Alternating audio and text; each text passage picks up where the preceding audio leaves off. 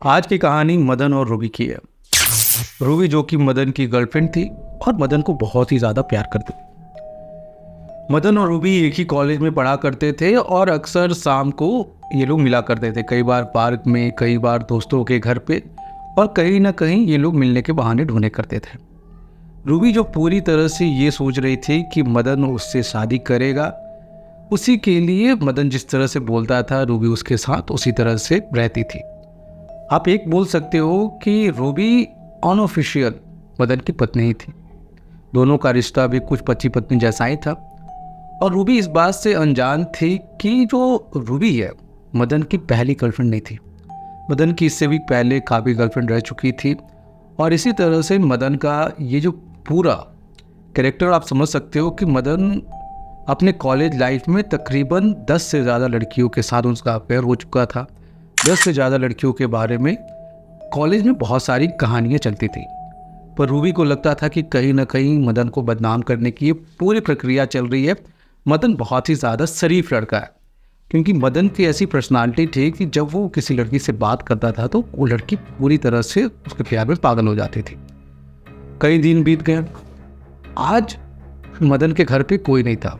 मदन के पापा और उसकी मम्मी गाँव गए हुए थे, तो मदन ने बोला रूबी को कि चलो आज मेरे घर आ जाओ।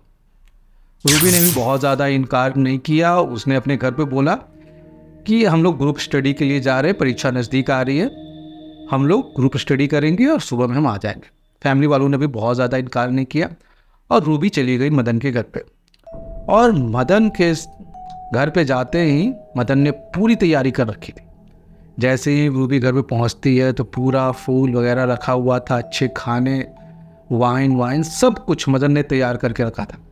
रूबी बहुत ज़्यादा खुश हो जाती है, यार ये तो आज मेरा इसने दिन ही बना दिया। अब रूबी पूरा खुश होती है, तब मदन आता है कहीं से और उसके सामने एक रिंग रख देता है। रूबी खुशी से पागल हो जाती है, क्योंकि रूबी के मन में कहीं ना कहीं यही चल रहा होता है कि वो मदन की पत्नी बनना चाहती थी। तो मदन ने बोला कि क्या तुम मेरी वाइफ बनना चाहती हो? तो रूबी बहुत खुश हो जाती है कि यही तो वो सोच ही रही थी कि चलो कब वो उसको बोले।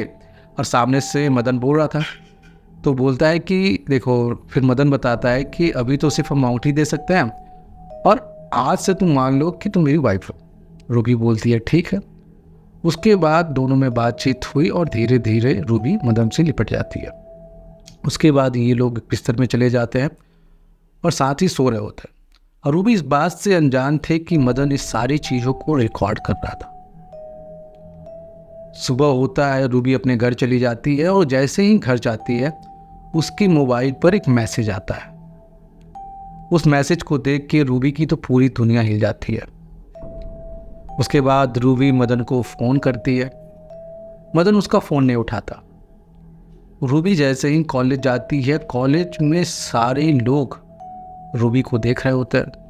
रूबी को समझ में नहीं आता आखिरकार हुआ क्या है। तब जाके उसकी सहेली रूबी की उसके पास आती है और बोलती है कि तुमने क्या किया? रूबी बहुत ज़्यादा परेशान है कि ऐसा क्या हो गया यार, पूरा कॉलेज इस तरह से देख रहा है। तब रूबी ने जो देखा उसकी पैरों तले ज़मीन खसक गई। रूबी ने देखा जो भी रात उसके साथ हुआ था मदन और रूबी के बीच, अभी पूरे कॉलेज में ये दिख रहा था। सभी लोग अपने मोबाइल पे काफ़ी इंटरेस्ट लेके इस वीडियो को देख रहे थे। रूबी को समझ में नहीं आया कि अब करे तो करे क्या। जब ये बात प्रिंसिपल ऑफिस पे गई तो प्रिंसिपल ने भी रूबी को गलत ठहराया।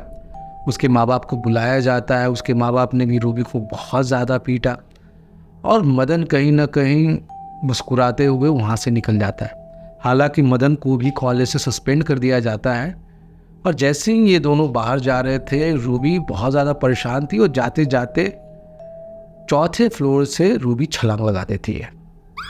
जैसे ही छलांग लगाती है, थोड़ी देर के बाद रूबी के शरीर से प्राण निकल जाते हैं। ये देखकर पूरा कॉलेज कैंपस दहशत में आ जाता है और कुछ दिनों के लिए कॉलेज को बंद भी कर दिया जाता है। समय बीतता रहा। कुछ दिनों के बाद सभी बातों को भुला दिया गया और मदन फिर से अपने नेक्स्ट गर्लफ्रेंड की तरफ बढ़ जाता है। कुछ दिन बीत गए, मदन की एक और गर्लफ्रेंड आई। उस गर्लफ्रेंड के साथ भी मदन की काफ़ी अच्छी बातचीत चल रही थी और मदन वही अंगूठी जो कल रात को रूबी को दिया था, वही अंगूठी अपने पॉकेट में लेके घुमा करता था। वो जब भी किसी लड़की के साथ इंटीमेट होने की कोशिश करता था तो उसी अंगूठी का वो इस्तेमाल करता था। एक दिन रूबी के बाद मदन के लाइफ में मीरा आई। उसने मीरा को बोला कि आज रात को मेरे फादर नहीं है घर पे, फादर और मेरी माँ गए हुए हैं गाँव, आ जाओ शाम को, हम तुमसे कुछ बात करना चाहते हैं। मीरा भी रूबी की तरह ही मदन को बहुत ज़्यादा प्यार करती थी। जैसे ही मीरा उसके घर पे आई तो मदन ने सब कुछ उसी तरह कर रखा था जैसे कि उसने रूबी के टाइम पे किया हुआ था। मीरा को देखकर मदन के मन में लड्डू फूटने लगे और फिर से उसके कमरे में सारी जगह पे कैमरे लगे हुए थे। पर इस रात जो कैमरे में रिकॉर्ड होने वाला था ये मदन ने कभी नहीं सोचा था। जैसे ही मदन उसको अंगूठी फिर से दिखाता है कि क्या तुम मुझसे शादी करना चाहती हो, मीरा बहुत ही मुस्कुरा के बोलती है क्यों नहीं, मैं तुमसे क्या, तुम मेरे अलावा किसी से नहीं कर सकते। ये सुन के मदन थोड़ा सा घबरा गया कि ऐसा क्या हो गया भाई। जैसे ही मदन उसकी मीरा के पास आता है और उसे गले लगाता है, अचानक से मीरा का शक्ल बदलने लगता है और शक्ल बदलते बदलते उसका शक्ल बदल जाता है एक बहुत ही खौफनाक चेहरे में। सर से खून टपक रहा हुआ, आगे का फेस पूरा डैमेज हो चुका है और जैसे लग रहा है ये लड़की कहीं से गिरी हुई है। और दूर हटते ही मीरा बोलती है मुझे भूल गए, एक एमएमएस के कारण मेरी पूरी ज़िंदगी बर्बाद हो गई, आज तुम्हारा एमएमएस पूरा दुनिया देखेगा। मीरा जो कि रूबी जिसके अंदर आत्मा थी, उसने मदन के पूरे कपड़े को फाड़ा और उसके बाद उसको वहाँ पे घुमाती रही बिना कपड़ों के और उसका रिकॉर्ड करते रहे। और थोड़ी देर के बाद उसने मदन को बीच से पकड़ के चीर दिया और इसका मैसेज जो एमएमएस था पूरे कॉलेज में सर्कुलेट कर दिया गया। जब पूरे कॉलेज में उसको देखा तो पूरे कॉलेज में दहशत का माहौल फंस गया था और उसके बाद कॉलेज में आज तक ये एमएमएस के बारे में चर्चा होती है जिसने 2 जिंदगियों को पूरी तरह से तबाह कर दिया था।